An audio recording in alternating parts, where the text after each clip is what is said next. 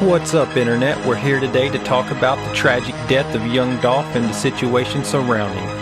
In this video, you will be called up on all the mini beefs of young Dolph and finally know exactly who killed young Dolph. Without further ado, let's get it.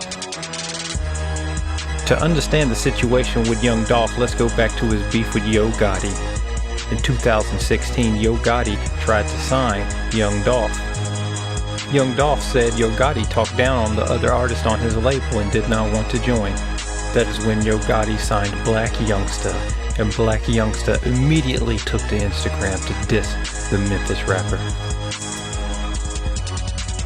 And on February 11, 2016, young Dolph struck back saying that Yo Gotti, bro, I went from being my biggest #1 fan to wanting to sign me to being my biggest hater. Blac Youngsta took to Instagram to record an expletive-filled video claiming that he was going to smack the shit out of young Dolph. In February 2017, young Dolph released a diss track to Yo Gotti called Play With Yo Bitch, in which he called Yo Gotti Ho Gotti and talks about sleeping with his woman several times. Now a week later, allegedly Blac Youngsta, who is signed to Yo Gotti's record label, took to the streets to Charlotte, North Carolina at 6:30 p.m. and fired 100 times into young Dolph's van. After this incident, young Dolph released a video called 100 Shots, in which he asked a question, how can you shoot someone 100 times and miss? After that, he titled his album Bulletproof, which went straight to the top. 2 years later, all charges were dropped on Blac Youngsta. Fast forward 2 more years. November 17th, 2021. Young Dolph was back in Memphis and he had made a stop at 2370 Airways Boulevard at Makita's Homemade Cookie Shop to pick him up some cookies. Young Dolph hopped out of his camo Corvette like any other day and approached the cookie store. That's when 2 men came up through the drive-thru window shooting young Dolph, who was inside the building. With only these few images of security camera and a picture of a white Mercedes-Benz, the Memphis Police Department started taking to the internet looking for answers. And before long, the internet did what the internet does, and it had pieced together the story. First, the internet noticed that the car belonged to none other than CEO Bobby, and he had been shown all over Instagram flexing with the Mercedes. Police promptly came by 7 days later and swooped CEO Bobby up. Currently, CEO Bobby is out on bail. Then the next breakthrough happened with the case. They found the getaway vehicle.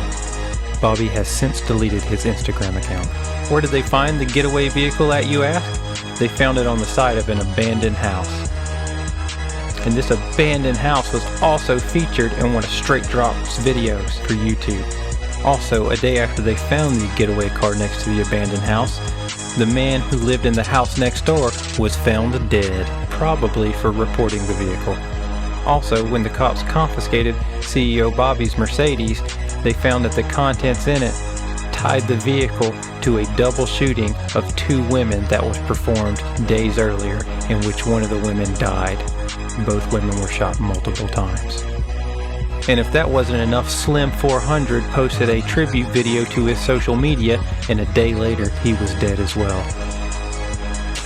And finally, a Memphis comedian named Darian Childs made a joke, said, "Man, them folks just killed young Dolph. Love Memphis cuz we so gangsta." He made that post on his social media, and the next day he was dead as well. Now back to the story. So the cops knew the car was CEO Bobby's, but who else was involved in the shooting? The internet went to work and figured out it was either JoJo Splat or Straight Drop. Here's a picture of Straight Drop looking like he's going to a Clemson game. Currently, Justin Johnson, aka Straight Drop, has been identified as the shooter of young Dolph. Since the incident, these characters have been up to their regular antics. CEO Bobby can be seen bragging on Instagram Live talking about how he snatched young Dolph's chain in a robbery, as he flaunts the PRE diamond necklace. Blac Youngsta is also still at it. Just a week after Dolph's death, Blac Youngsta performed the track Shake Something as a diss track to the fallen rapper.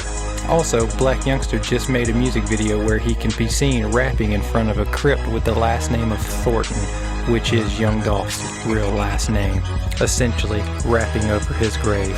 Do these rappers have no shame in 2022? It just seems like everybody who is a degenerate now self-identifies as a rapper. So when you see someone and they introduce themselves to you as a rapper, you better watch out, because most likely they're a narcissistic egotist that has no concept of how real life works and no value on human life. In 2020 alone, we lost 200 rappers.